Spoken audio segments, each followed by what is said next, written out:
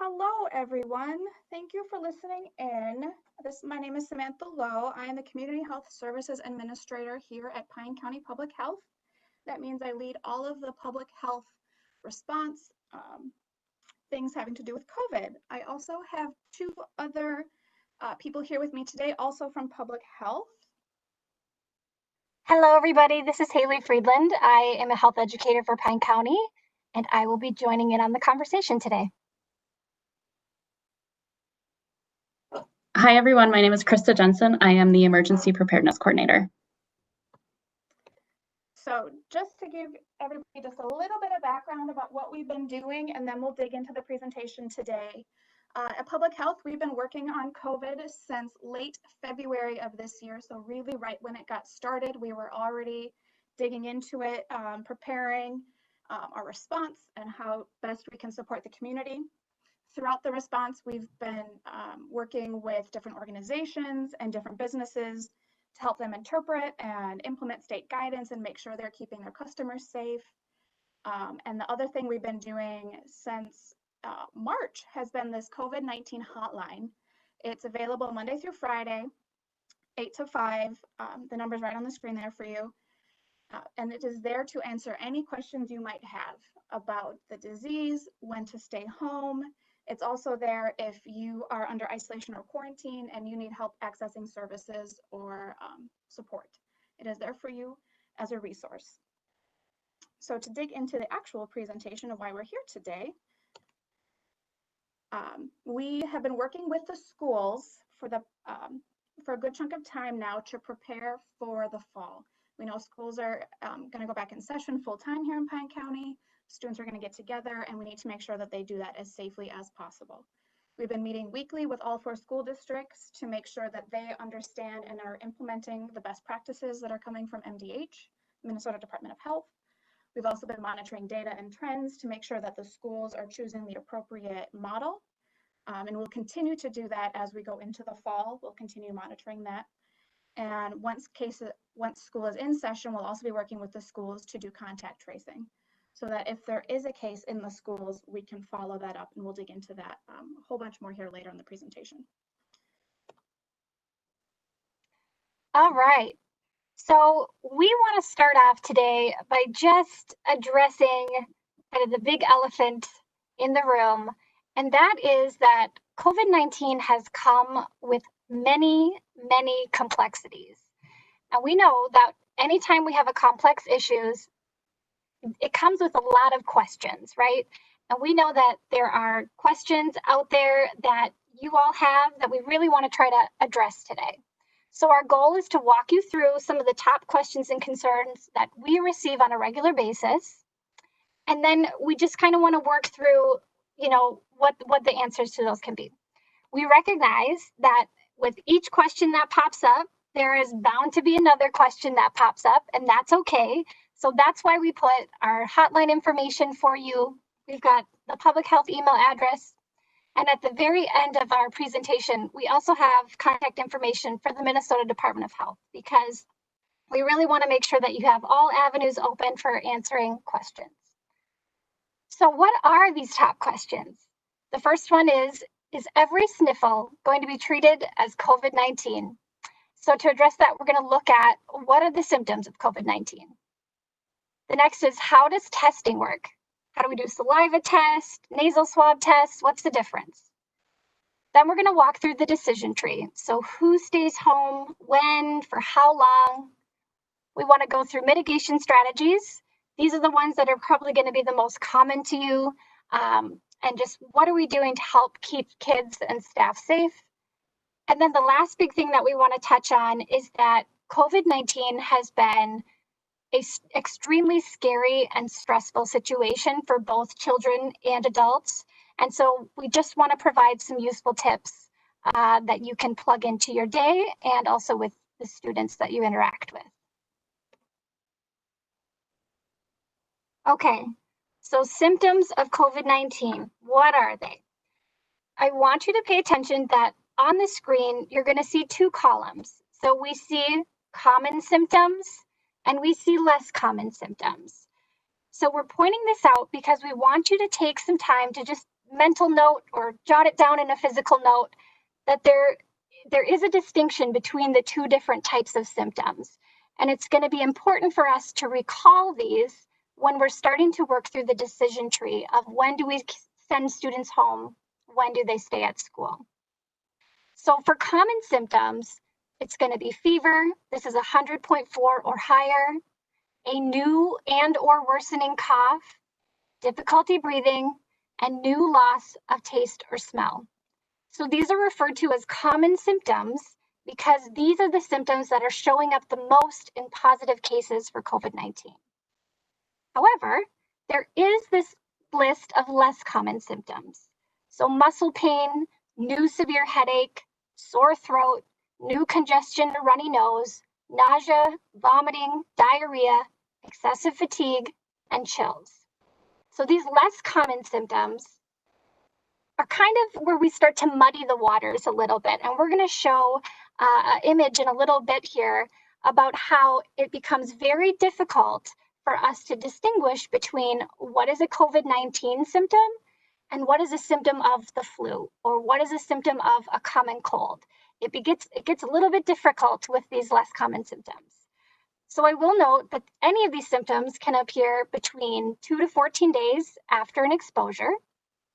And we also really want to pay attention to some of the terminology here. So when it says new or worsening cough or new severe headache, we want to pay attention to the word new or the word worsening. That's also going to be a part of figuring out how to work through that decision tree. The last thing that I want to point out with this slide is that each of these symptoms is individual. They're separate from one another.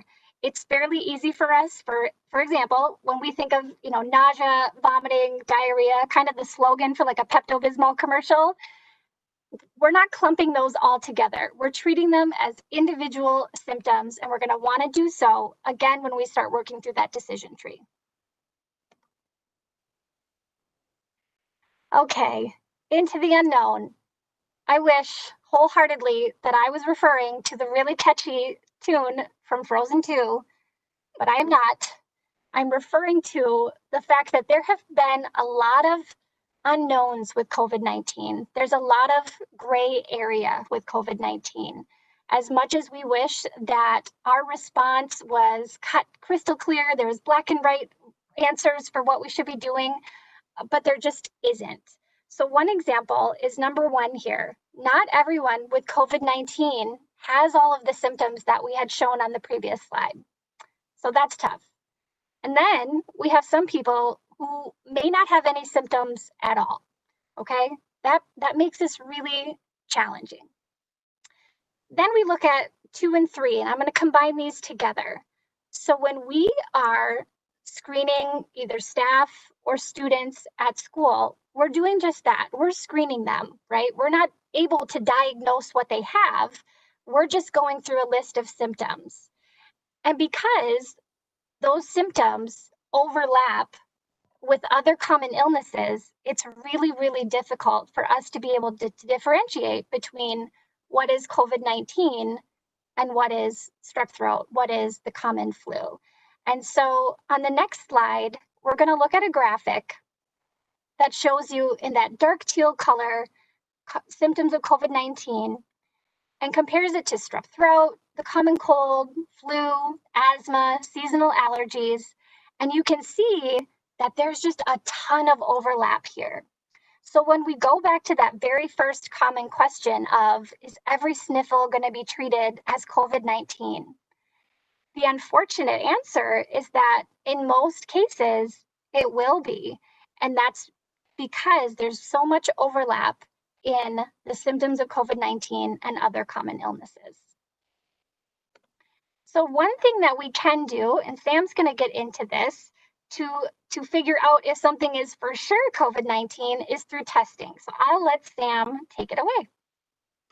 Yes, so there are a couple different tests out there right now, and it's really important to understand the distinction between them. There's the antibody test, and that is detecting if your body can fight off COVID-19, the coronavirus. It's basically detecting that you have had the infection in the past. It does not show that you are currently infectious. This is a slightly less common test. You have to seek it out a bit more. If you hear about COVID testing, pop-up events, or anytime you generally hear about COVID testing, it's probably going to be the next option, which is PCR testing. That is looking for basically the DNA of the actual virus in your system. And that means that you are actively infected with the coronavirus. Right now on the market, there's two main ways that they're going to do PCR testing. The most common, and the one you see in this picture here, is through a nose swab. You get a Q-tip up the nose, and that's what you kind of see in the news. Becoming more available, and we'll dig into both of these, is the saliva test. And we've really heard about that now since the schools came out, said that schools are going to have access to one test per staff person. So I want to dig into now a little bit about what to really expect with each of these tests. And just to note before I dig into that, both the nose swab and the saliva test are both known to be very accurate. So picking one versus the other is not going to get a more accurate test. They're both very accurate. So what should you expect if you need a test and you go the nasal swab route, which is the more common, more easily accessible one? You basically have to think, okay, where am I going to go get tested? The most conveniently located ones around here are Essentia Sandstone, Gateway in Moose Lake, M Health Fairview in Wyoming, and Wellia. You will then reach out to whichever provider you chose, and usually there's a screening process where they're going to determine if you are eligible for a test. Usually that's an e-visit, although it's not necessarily. You can also do a visit in person if you happen to go to the ER. They'll still screen you for a test. Insurance can be billed for this, but some providers are waiving the fee for an e-visit if it's just for a COVID screening. Once you have gone through this eligibility screening process and they decide, yes, you are eligible for a test, they will tell you exactly how to access the test. They'll say, show up on this day at this time through this drive-through clinic. At least in Sandstone, they have a drive-through, and they tell you exactly what to do. Insurance can also be billed for the nasal swab, so don't be surprised if that happens. The wait is normally 3 to 5 days to receive a test after you've had that test done. And it depends on your provider of how you'll get those results. Sometimes they call you, sometimes they post it in your online chart if you have that. So it really does vary depending on the system.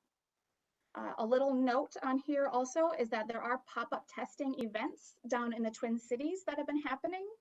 Those follow a slightly different protocol, and they normally do not require insurance.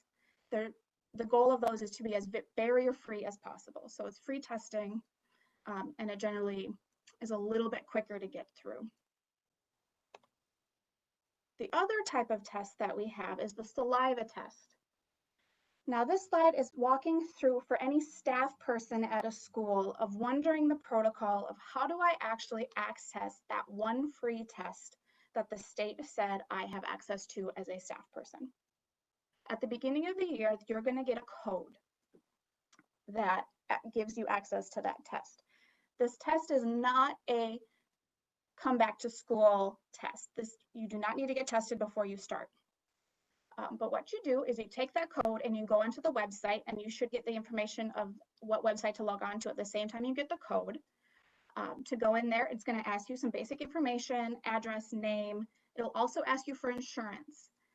They will bill your insurance for any money they can recoup, but you will not get any out-of-pocket costs. You will not get billed for the test. You can also mark that you're uninsured if you are. So you just fill out that form online, and then you can order the test. Theoretically, very simple. You can order the test ahead of time if you want, so that you can have it on hand for when you do feel sick or it is appropriate for you to take a test. Or you can wait until you're ill to order it.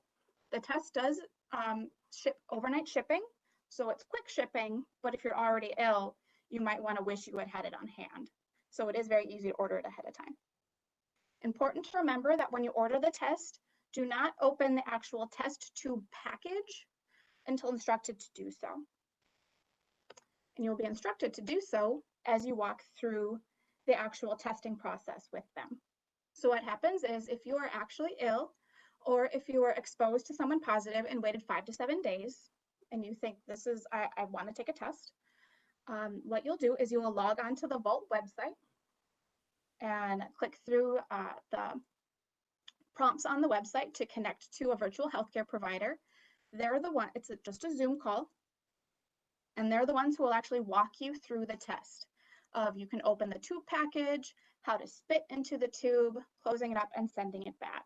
They need to watch you do that or the test is invalid. So it's very important that you actually go through the Zoom call to do the test. Then you just ship it back in a prepaid overnight envelope that comes with your test. You don't have to pay for shipping. And you normally get the results back in 2 to 3 days after they receive the test. And the results will come back via email. So it is a very smooth process that's been tested by people at the state, and it's quite a easy system to work through. So what should you do while you're waiting for a test?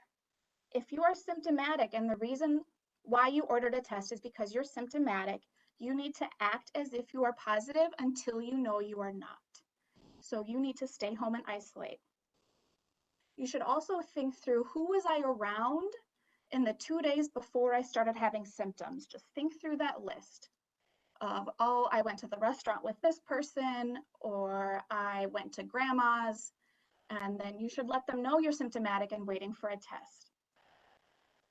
Household contacts, so anybody you live with and have close contact with in your same household, should also stay home and quarantine until you get those results back. Let's say you were just exposed to someone positive and you are 5 to 7 days out and you want to get tested. You should continue to remain quarantined. Even if your test comes back negative, you still have to stay quarantined for the full 14 days. We are going to reiterate this multiple times. It is, you will never get out of quarantine early by testing. But it's helpful to understand if you are positive or negative at that point for contact tracing, and we'll touch on that later. If you happen to be tested because of a medical procedure and the only reason you are tested is because you're having surgery or a medical procedure and they require the test, that's the only time that really you don't have to isolate, you don't have to quarantine, you can go about your life. It is a protocol for the healthcare provider to test you, then you're fine. So now we're going to dig in here to the complicated meat and bones of this that every staff and parent is really going to be wondering about. Who stays home? When do they stay home? How long do they stay home for? And I know that this looks very complicated, and it is, but we're going to break it down step by step. We're going to walk you through. We're going to do some examples of how to read this, follow it, understand it. And really, if you see this line here that isn't actually on the page, if you pull it up online, I drew a line here between the top two and the bottom one because they're two very distinct different flow charts.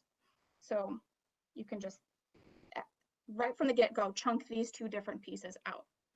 So first, Chris is going to take and talk us through what happens if we only have one less common symptom.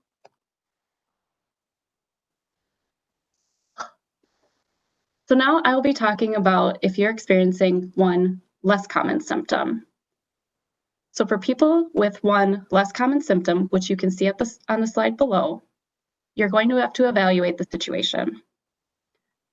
Let's say your child was just at a soccer game and was running for 2 hours and is now experiencing some muscle pain. Then they are probably well enough to attend school or remain in school. Now, let's say your child may have a new sore throat or a nagging headache. Then that child should stay home or be sent home and consider getting evaluated by a healthcare provider. If those symptoms were to improve and you're not overly concerned, then they can return to school after those symptoms have improved, and siblings and household contacts do not need to be quarantined. But if this is a situation where you do feel concerned, then you should seek evaluation for a COVID-19 test.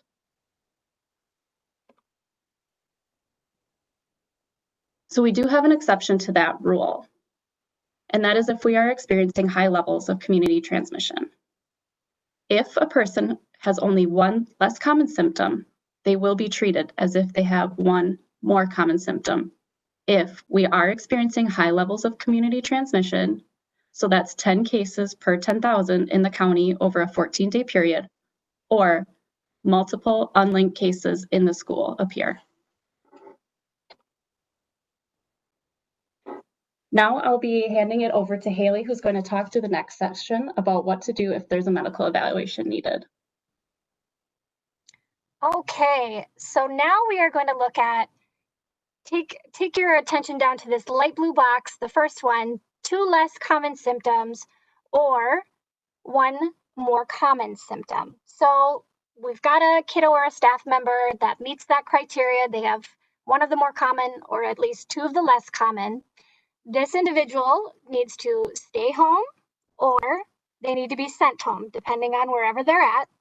And their siblings and household contacts also need to remain at home or they need to be sent home. So this person has screened positive for 1 of these 2 things. They have 1 of the more common symptoms or at least 2 of the less common symptoms. We've sent them home.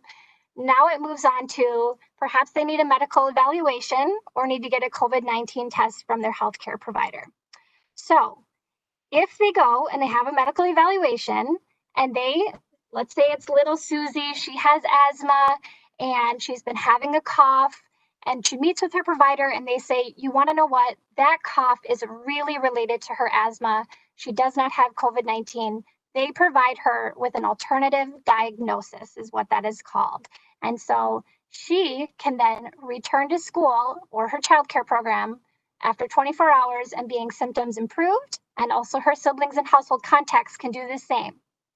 Now, if she were to have gotten a COVID-19 test and that COVID-19 test came back negative, it would also be that same route she would take. So either an alternative diagnosis or a negative test result would prompt that child to then return to school or childcare program after 24 hours of symptoms improved, and then those siblings and household contacts no longer need to quarantine at home.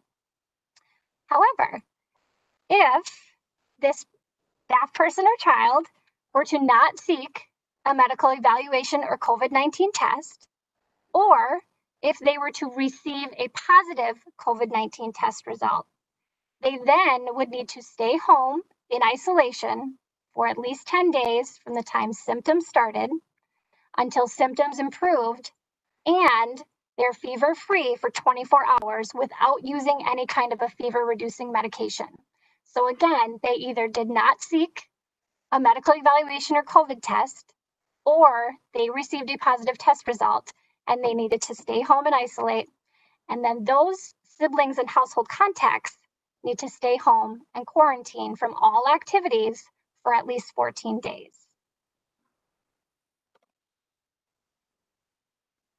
So as a refresher of what is considered more common symptoms, it's fever of 100.4 or higher, a new and or worsening cough, shortness of breath or difficulty breathing, and a new loss of taste or smell.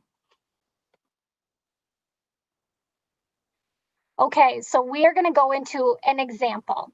So again, we've got our kindergartner, little Susie. She has moderate persistent asthma and she has a cough while at school.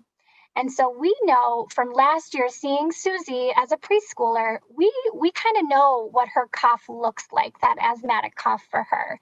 And so we say, you know what, that to us it seems like that's just little Susie's asthmatic cough. We're not concerned about that being a symptom. However, if we were to look at little Susie and we said, no, that's definitely a worsening cough, it's not how we had seen her last year, then that would automatically put little Susie as having a more common symptom. And so from there, we would say, yep, Susie needs to stay home or be sent home. Her siblings and household contacts either need to remain at home or be sent home.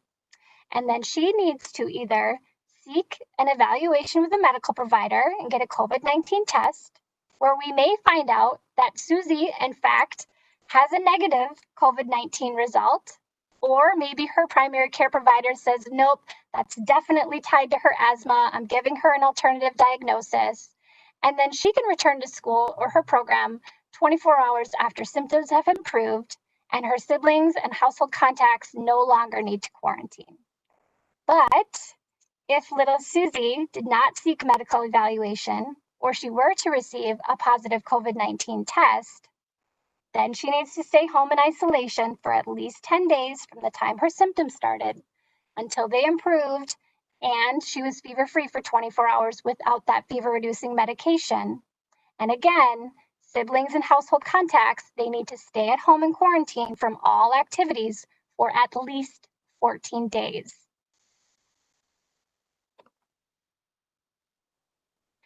A few other common questions that come up when we talk about less common symptoms, more common symptoms. A student is experiencing symptoms at school. Do siblings automatically go home too? So if the symptoms are one of the more common symptoms, so we're gonna look at those symptoms lists, or two less common symptoms, then the answer is yes, everyone needs to go home. If a student has COVID symptoms and doesn't go to the doctor, they're out for at least 10 days. So yes, the minimum of 10 days, plus they need to have had symptoms improve and they need to be fever-free for 24 hours without the use of fever-reducing medication. And then again, our siblings and household contacts, they are also out for at least 14 days from their last contact with the ill student. So what about staff? It doesn't matter whether we're screening a student or a staff member. All of these rules, they apply. And then what if my student has a fever of only 100.2? So because it is under the 100.4 threshold for a more common symptom, it would not be considered a COVID-19 symptom. However, we would then revert back to, all right, well, pre-COVID times, what was our school utilizing as that threshold for when we would send a kid home normally? So say it's, regular flu season. What is that temperature that we normally use in this school system to indicate that we're going to send somebody home? We would revert back to that if it wasn't considered a COVID symptom. So now I'm going to dig into the next half of the decision tree, which has to do with close contacts, which can get a little messy and confusing, but just stick with me, we'll work through it. So we have somebody who was a close contact with someone who tested positive for COVID-19. A close contact is somebody who spent at least 15 cumulative minutes within 6 feet of someone who is infectious. That is automatically anyone living in the same household. So if you fall under that definition of close contact, you are going to stay home from all activities for at least 14 days since the last contact. So that's going to get really messy here in a second if you think about having an ill person in a house, and we'll talk through that. It is still recommended that you get tested 5 to 7 days after exposure to the ill person. If you test positive, we'll walk through that in a second there. But if you test positive, you're just going to flow through just like you normally would of testing positive 10 days. You just go back up to the other half of that chart. If you test negative, you do not get to leave quarantine. There is no way to test out of quarantine. If you develop a positive symptom, go through that just like we talked about. If you have only a close contact in your house, everybody else in the house does not need to quarantine. So if Johnny is at football practice and he's exposed and needs to quarantine, nobody else in that household needs to quarantine. The concept of that is called contact of a contact. It's that 2 steps from a positive case. So they do not need to quarantine, they're fine. Please continue to follow all the other protocols around social distancing, wearing a mask, but they can leave the home. Another common question is, why can't my student be done with quarantine if they test negative? It takes time for a virus to develop in your system long enough to test positive. So after exposure, you could get tested on day 6 and test negative, but then test positive on day 7 or day 11. So you need to quarantine for the full 14 days. There is never going to be a time where your quarantine is less than 14 days. It is still helpful, however, to be tested, because if you do then test positive, we can get ahead of it a little bit and contact trace who you were around. Another question comes up, what if we can't isolate from the sick person in our house and are constantly in close contact? That is a real possibility. Think about if a parent tests positive and they still have to care for their kids.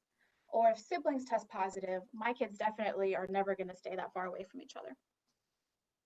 What happens then is everybody who's around the sick person also has to stay in isolation with that sick person. So everybody stays home.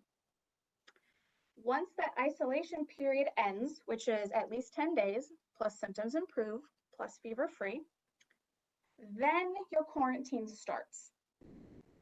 So it is entirely possible that if you have a sick kiddo or a sick parent in the house, that the other family members in your house will be out for 24 plus days. We know that's a lot.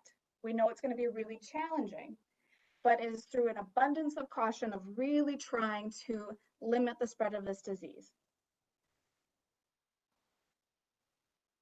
So I want to touch base briefly on why this contact tracing is so important and why the people who are quarantining are really the people who are going to make or break this in terms of trying to slow the spread of this disease.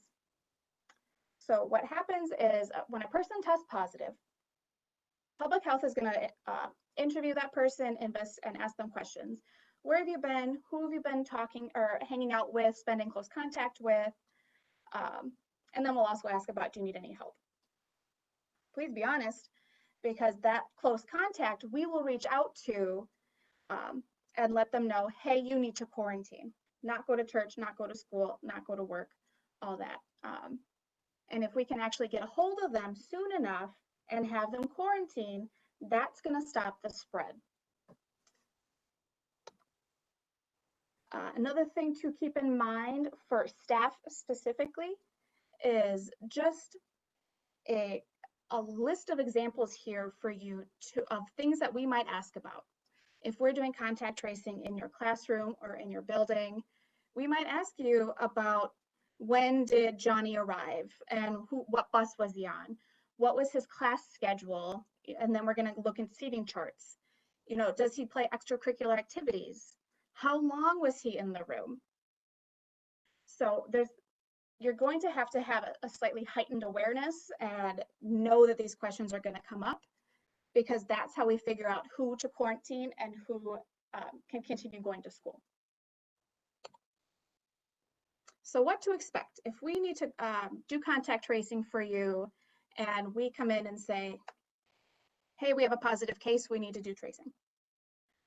If the person that was positive is part of a self-contained classroom or cohort throughout the entire day, it is possible that every single person in that classroom would be considered a close contact. This is more common in younger age classrooms that we're going to keep them together anyway. And just knowing developmentally how kids behave, that their ability to stay socially distanced is a little more limited than the bigger kids. So it's entirely possible that an entire classroom is going to be quarantined for 2 weeks. Public health will be there and assisting schools to help determine if that's necessary. Now, let's say the positive person was in multiple classrooms or activities. They're a teen at high school or they're a staff person. Then we're really going to have to go step by step throughout that person's entire day, going, where were you at? Then where did you go? Where did you sit? And we'll just piece together your day to figure out who you're around and figure out who those close contacts were. You can expect a school to send a letter home to parents saying that their student was determined to have close contact with a case and what to expect around quarantine. And it is really, really important for parents to work with us And two, if they know that their kid is sick or test positive, to let the school know, because then we can get ahead of it a little bit and do this contact tracing a little bit quicker, which is kind of hopefully slow the spread. One last reminder for everybody, just to kind of reiterate a couple main points. Close contacts cannot return to school or any activities outside the home until their 14-day quarantine is over. You cannot test out of quarantine. A negative test will never shorten that quarantine period. A lot of people also ask about, what about parents or other family members of a student that had close contact? Remember, that's the 2 steps away from a positive person, contact of a contact. So the parents are totally fine to go to work if their student had close contact, but that parent cannot send that child to daycare. That child has to stay home, and that becomes very challenging from a childcare perspective, and we acknowledge that, and it's just a reality of the situation that it's going to be challenging.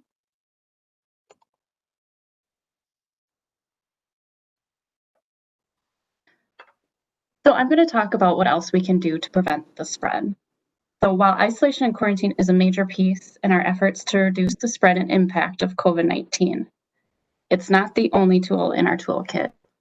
We also need to still do proper hand hygiene, practice social distancing, wear our face masks, and follow cleaning protocols.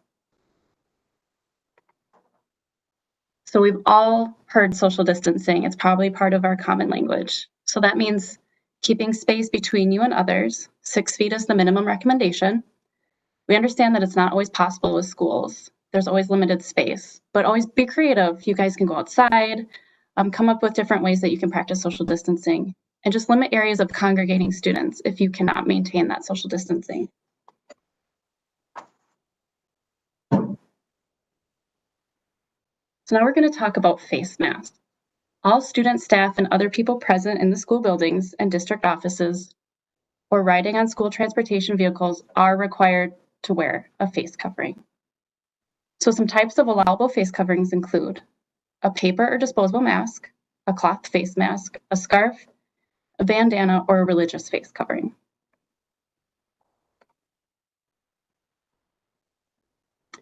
And it does matter what kind of mask that you're wearing.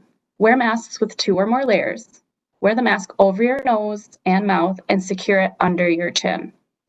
Masks should not be worn by children younger than 2, people who have trouble breathing, or people who cannot remove the mask without assistance. So let's also talk about face shields. Face shields are primarily used as eye protection, not for source control like face masks. And they may be used as an alternative to a face covering if the student is in kindergarten through grade 8 and when wearing a face mask is problematic, or by teachers when wearing a face covering may impede the educational process.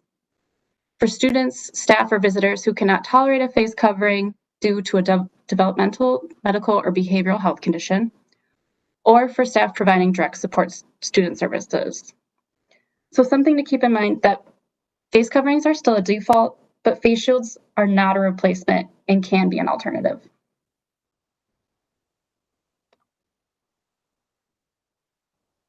So when can you take off your mask? When you're eating and drinking, when you're doing high levels of physical activity, kids 5 and under, if you're doing public speaking and you need to maintain, if you're able to maintain a 12-foot distance, if you're outside, if you're participating in band or choir, or if you're alone in an office or cubicle that has high walls.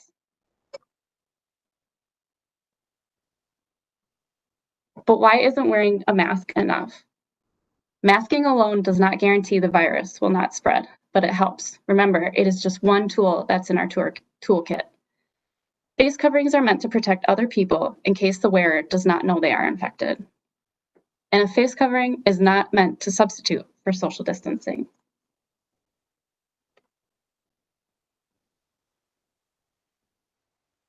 Now we're going to talk about cleaning protocols. So, high-touch surfaces need to be cleaned regularly. It's always easier if you just keep a routine. Try to avoid things that are hard to clean. So stuffed animals, blankets, soft surfaces, those are usually a little more difficult to clean. Statements and products such as keep out of reach of children means that students should not be using these products and should not be participating in the disinfecting routines. And just making sure you have adequate ventilation for cleaning. And lastly, I'm going to pass it over to Haley to talk about mental health. Okay, so we want to wrap up our conversation today on the topic of mental health because COVID-19 has been a just very stressful, fear and anxiety inducing thing for society. And we really recognize that schools, they play an important role in supporting staff and students when it comes to coping with the stress, accessing resources, and building resiliency. So we want to just kind of go through a few tips. So some things for adults, for staff, for improving mental well-being. And these might seem cheesy or super obvious, but these are really, really great tips to practice. I will tell you personally, working on COVID-19 day in, day out, we pull from this list often, and it's extremely helpful. So the first idea is just practicing gratitude. Write three good things about each day. Say or send a thank you to someone. Practicing calm. So whether that's through mindfulness, yoga, meditation, guided imagery, or even just spending time with, yes, a loved animal. Spiritual and cultural activities, whatever gives you a source of hope and meaning, tapping into that is a great thing to do during this time. Playing and creating, making time for play, art, music, sports, again, just things that bring joy and happiness to your life. Creating traditions, so whether that's family meals or thinking of fun seasonal and holiday activities that you can do with your family. Sleep, this is a big one. Healthy sleep routines are huge when it comes to well-being. And this is one that I think oftentimes we don't always prioritize. So sleep is a big one. Exercise and nutrition. So just moving our bodies every day, really trying to fill our bodies with nutritious foods that are going to support our immune systems and our overall health. Journaling, so writing about your day, really trying to process maybe a positive or a negative thing that you've experienced in the day and working through that through journaling. And my favorite is enjoying nature. So going for a walk, gardening while we still can. And when it comes wintertime, take care of an indoor plant, whatever that looks like. But getting a piece of nature into your life can be super helpful. So a few mental health support resources for adults. I'm not going to go too much into each of these, but just wanted to put them on a slide so that you have access to them and you can utilize them, share them, do whatever you so please with them. And then this last piece for mental health is around improving mental well-being for children and teens. And so man, do we know that within public health, we pay attention to things like food insecurity across the county, and we have seen rising food insecurity rates due to COVID-19, people being laid off. We know there have been kiddos that have been at home in unhealthy settings more than they traditionally would be. There's been lack of connection with other kids, with other positive influences in their lives. And we know that those are all important protective factors that help build resiliency in children and help with mental health and mental well-being for children. So we really want to tap into what can we do within a school setting to increase those protective factors.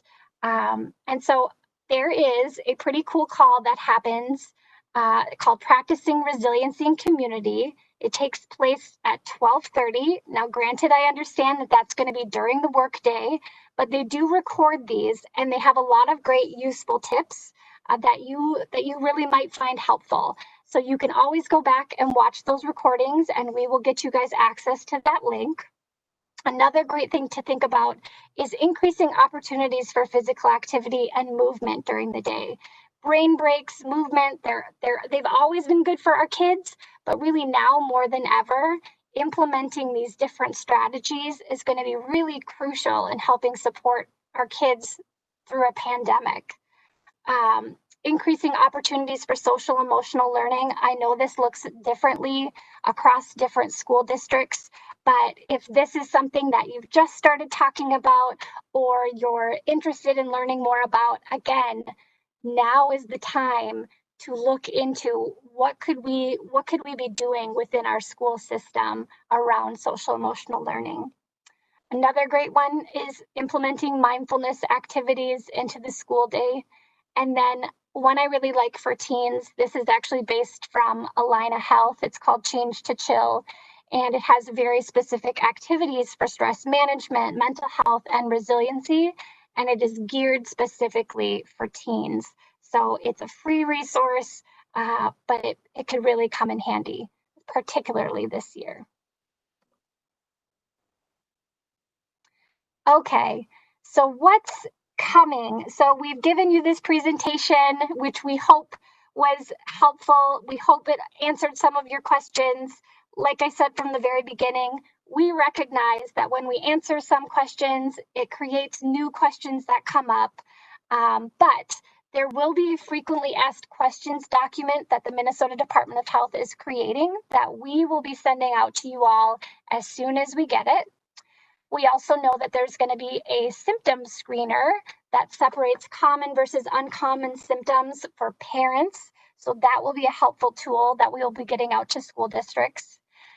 And then the big one is that, there's probably going to be more changes to all of these types of things as we learn more. We are in a really hard time where the science is happening in real time. And it's definitely a challenge. So we will do our best to keep all of you informed and up to date with all of the most recent data that we have. So again, questions, we have the health.covid state, so the MDH contact email right there if you have questions. And then of course, we have our public health email address in addition to our public health hotline. If you have any questions, which we know there will definitely be plenty of questions had, but we are here to help as best we can.